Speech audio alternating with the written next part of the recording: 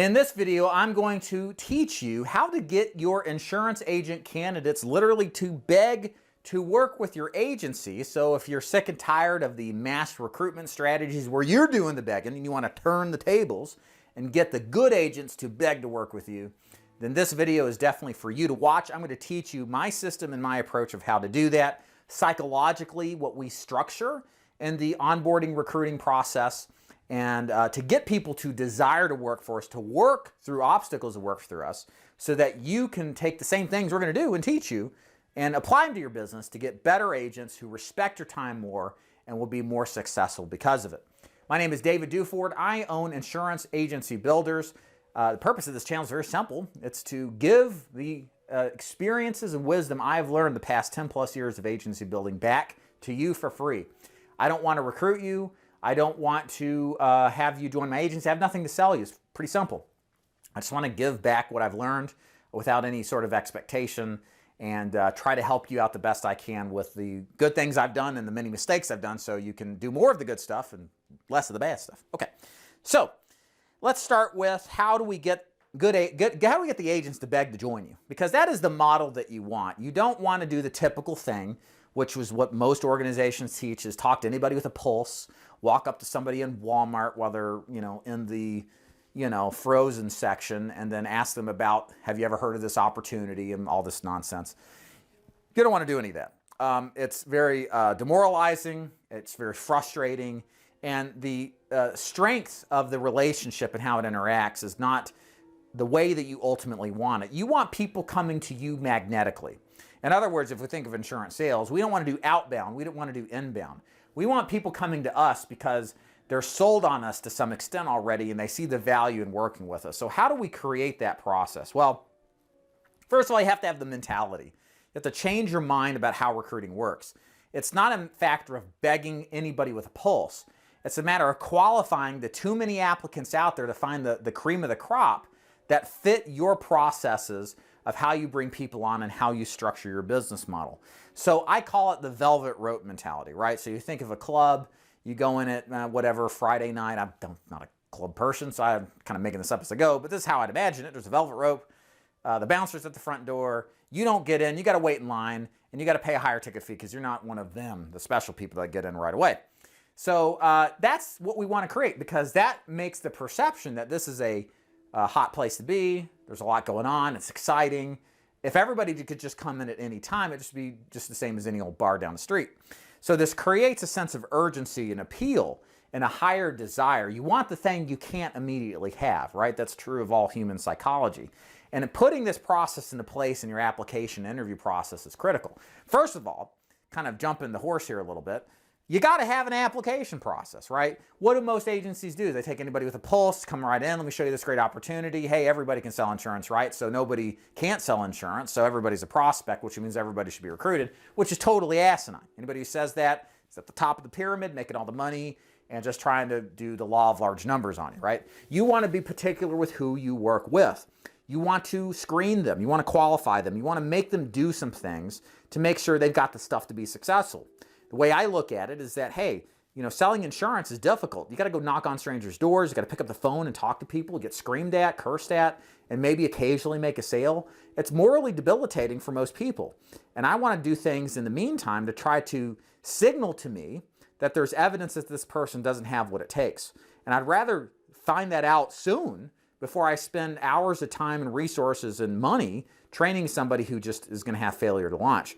So what we do is have an application process. We qualify in that application. For example, our agency requires agents to buy leads. Our agency is only telesales and face-to-face final expense as new agents. If agents owe money to any insurance company, they can't join. If they can't, they have to upload a video of themselves with an intro interview. If they can't figure out how to use YouTube, how are they going to figure out an e-app?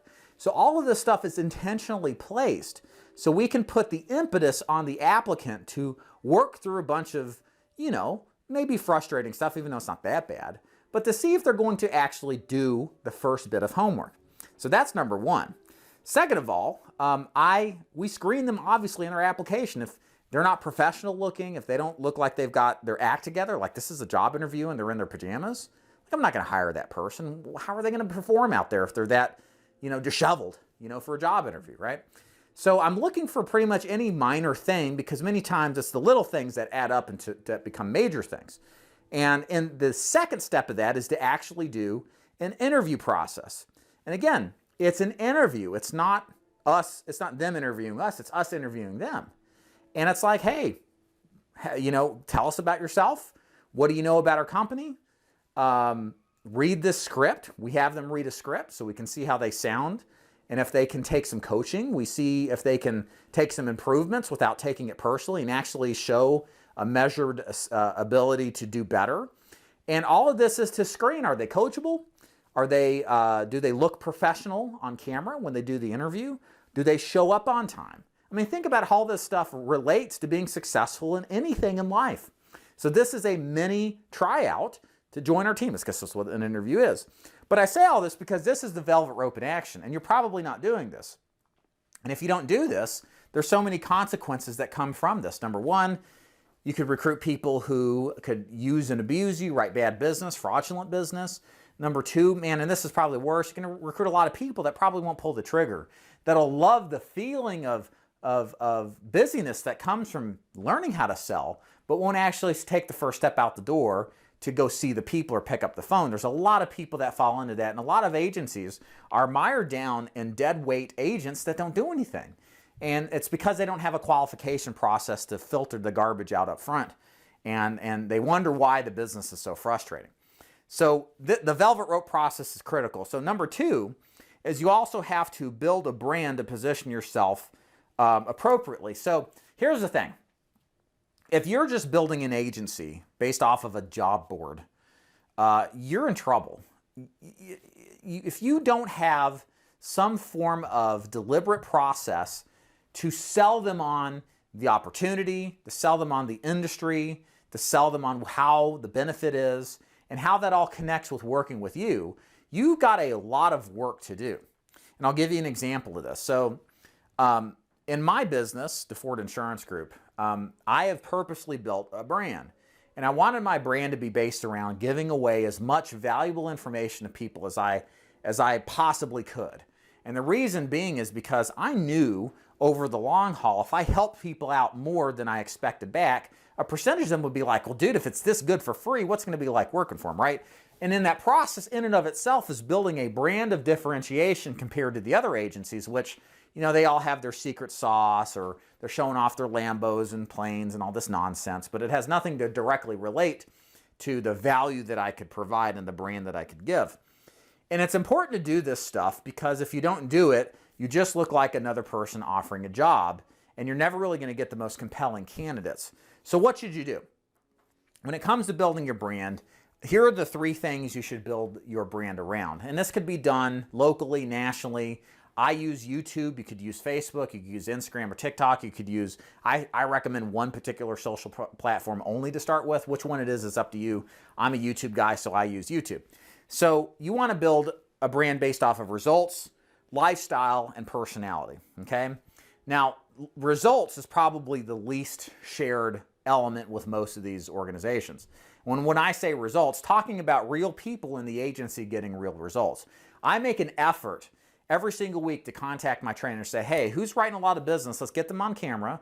Let's do a recording, and then let's upload it to YouTube. Because if we can show a preponderance of proof that joining DeFord Insurance Group is the cat's meow, it is the way to go relative to everybody else, I'm just going to get that much more people from it who are going to join and be successful, okay? So sharing results of real people and what we were able to do to help them achieve the goals they had is super important. You should always consistently put out content like that, winners boards, testimonials from happy agents, right? Just a constant air of evidence of success. Number two is lifestyle. Now, this is the one that most agencies do. And I've kind of gone back and forth on this. I'm like conservative. I don't like bragging. I don't like showing off. I got a nice house, but I never show it off. My wife's got a nice car. I got a beat up old truck. A couple months from now, it'll be a little different. Maybe then I'll show off. But anyways, you get the point. Like, I never was comfortable with sharing my personal possessions and this kind of stuff. And I've had some conversations with other agency owners, and it's all just like everything in life. It's how you do it. Not that the fact of showing off your lifestyle is a negative thing, but it's how you do it in a tasteful manner that works. And I'm kind of still personally working through that. But you really need to show some kind of lifestyle element to this business. So what do I mean by that? You know, like, hey, if I join your agency, I mean, I want to see evidence that the guy who's successful is making good money. I want to see evidence that, you know, what I'm trying to work for has been achieved. And the kind of life, the kind of experiences, those kind of things are things that come with long-term success in the business, because that's what people are ultimately looking for, is happiness, right? They're looking for a wonderful experience, right? And I think sharing lifestyle type content is a very good deal to do.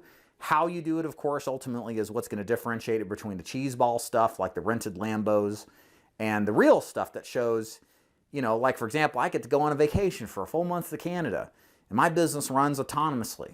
I don't need to babysit it. And if I just show myself doing that and talking about it, that's pretty cool, you know, and I'm making a lot of money in the meantime. Isn't this a cool business? Wouldn't you like to be a part of it, right? So there's a difference in that kind of content. I think you just have to be a little bit more thoughtful. The impact will be the same, but I think even better, because there's a connection between what is shown versus what is, you know, what the benefit is, you know, in a down-to-earth, realistic way. And then the last thing on here is personality. This is another thing, guys. People do business with other people they like and trust, right? You're building likability through sharing results, or trust through results, and probably to an extent, and likability through lifestyle. But I think showing off your personal activities that you enjoy, the things that you do, are also things that you need to share on your brand building efforts. Again, you're going to attract people, and then people are more willing to work with you and do what you say if they see that you're a real human being. And you're going to also have people are going to have an affinity towards you that share those experiences. Like, I like to share videos of me weightlifting. I like to share content. I should do more of this. Jiu-jitsu. I'm a purple belt in jiu-jitsu. I love jiu-jitsu. It's all I talk about, really, when I'm not working out and doing, you know, videos like this and doing work. So, but people that like that, it's like, oh, this guy's cool. You know, does martial arts. You know, it's cool lifestyle, right? And a cool personality. So, and you'll build personality, likability, or affinity anyway when you do any kind of video content. And I can tell you this, too, from a content strategy. Video is so much superior to written content or image content, like on a non-video platform like Facebook or Instagram. YouTube is just so much more powerful in building a connection with people, because it's like it's the closest thing to being in person and being there, but it's scaled through the moon, because all these people can watch this anywhere in the world. So it's my advice really to anybody is do YouTube first and foremost. Plus, it's the second most popular search engine. Okay, cool. So in short, that's how you get candidates to beg to join. Develop an application interview process to filter out the goons and the bad people and only deal with the best people. Make it hard for them to join your agency. Don't be afraid of vetting them out. And then also build a brand. Be a differentiated agency. Don't just be another boring agency that you can sell insurance. You know, build this around results, lifestyle, and personality. And I promise you, you're going to see a totally different agent who's interested in joining with you, a much more enthusiastic one that is more willing to do what? Be a good soldier and follow your system, because that's ultimately the goal, is getting more agents to do what we teach so that we can see more business written, more people successful, and us make more money. Hope you enjoyed this video. My name is David Duford. Again, InsuranceAgencyBuilders.com. If you want some free content, some free stuff, just head on over there, put your information in. You'll see what it is. I still have yet to decide. And we'll see you next time. See you.